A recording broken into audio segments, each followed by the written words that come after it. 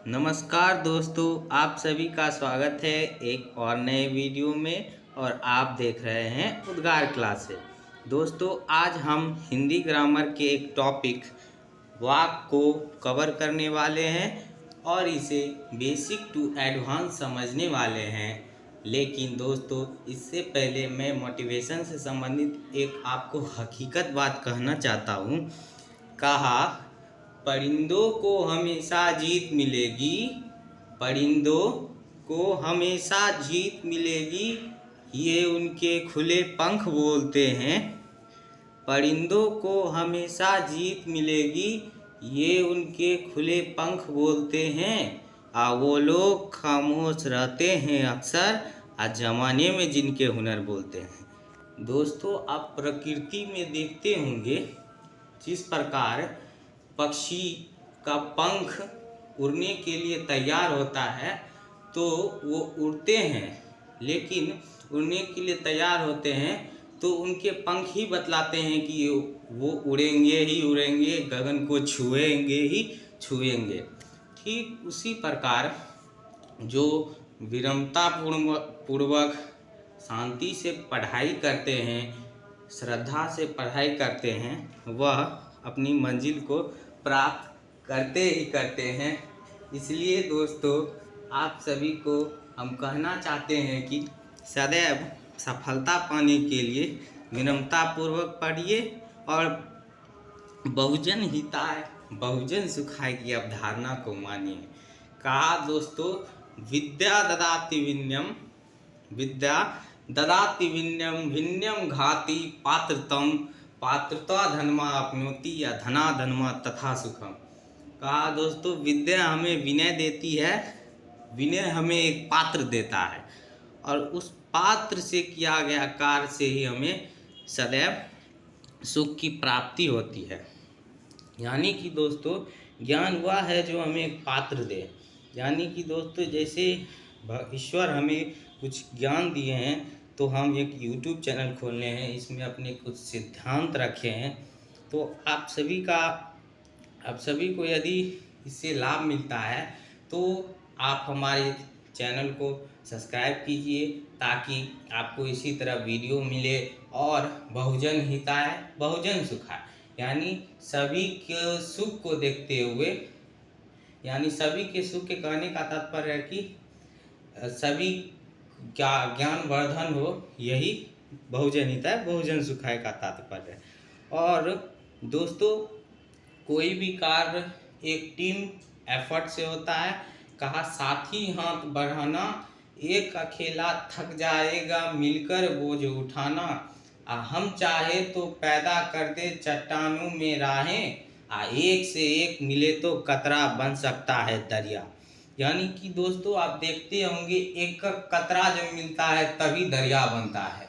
और जीवन में जो सिद्धांत से कार्य करता है उसे सीधा तालाब नहीं मिलता, उसे कतरा कतरा कर कर ही तालाब बनना पड़ता है। लेकिन वह तालाब ही सुखमय होता है।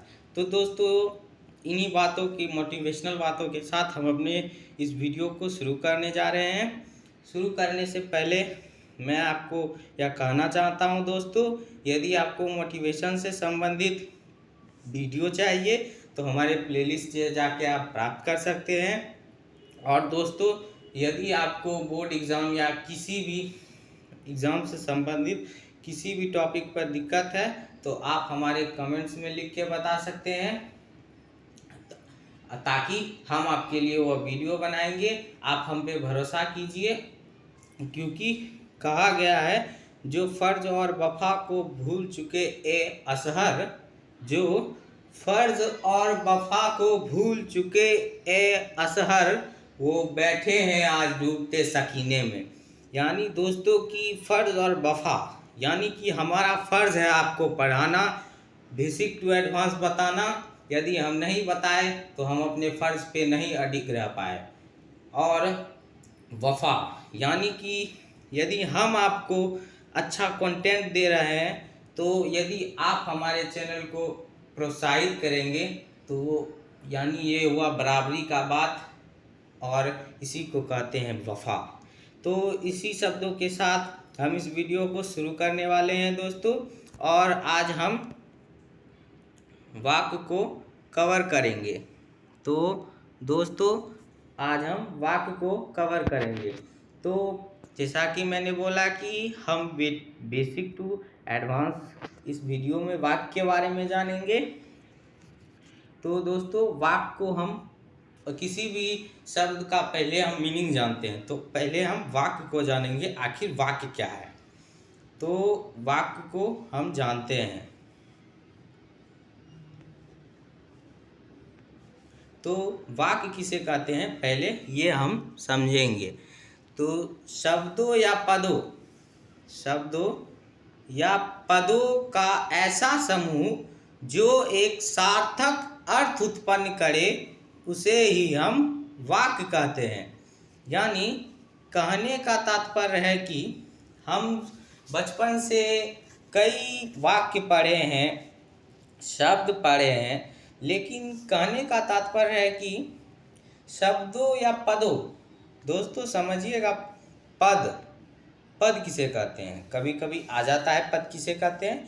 तो समझिएगा दोस्तों, किसी भी शब्द, जैसे हो गया दौड़ता, घूमता, तो ये हुआ एक शब्द। जब इस शब्द को हम वाक्य में प्रयोग करते हैं, जैसे हम कह दिए राम घूमता है, तो इस वाक्य में अगर पूछे कि घूमता क्या है तो हम कहेंगे एक शब्द है।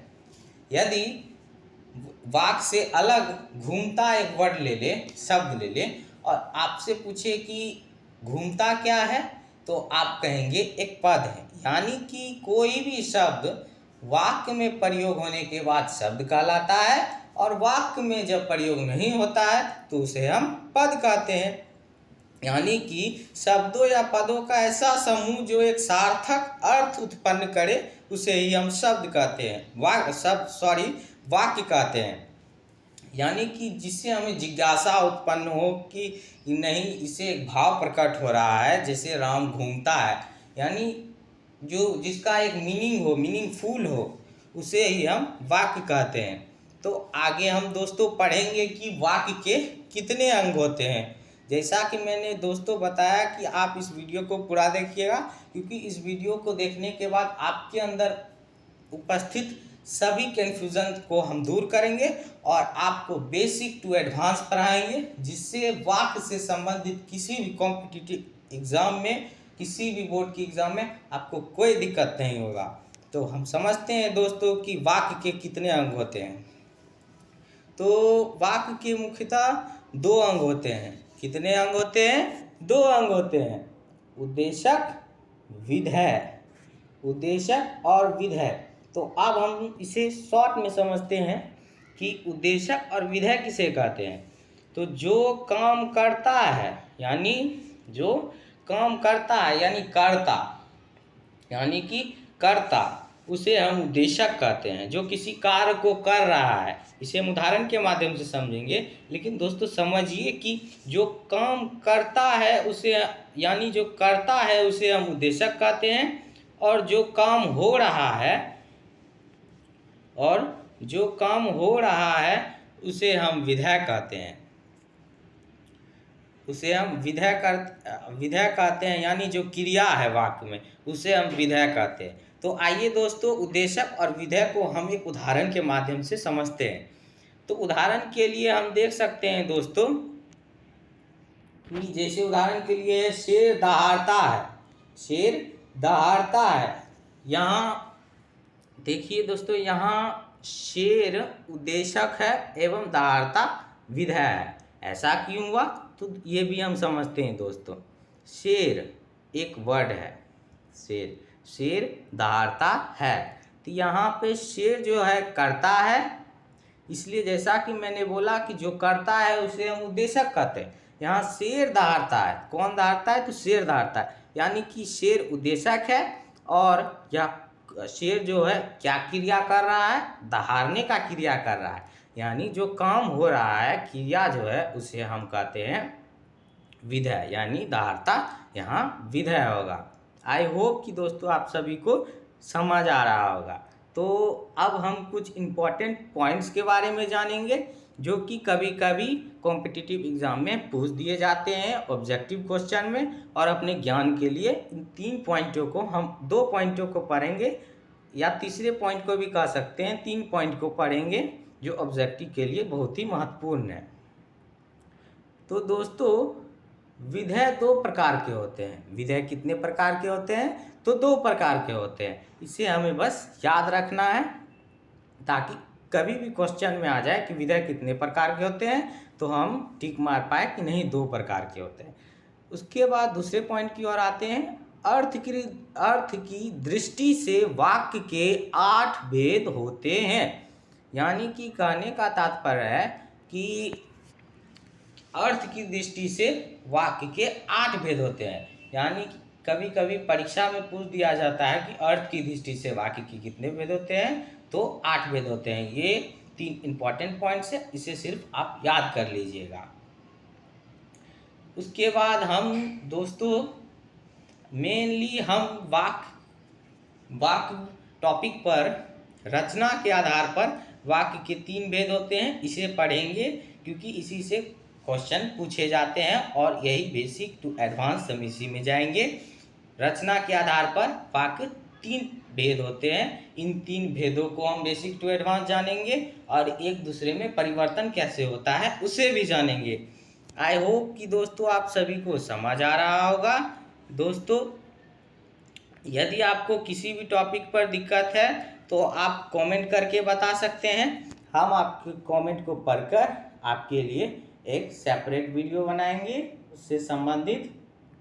तो आइए दोस्तों, अब हम समझते हैं कि वाक्य के 3 भेद कौन कौन से हैं।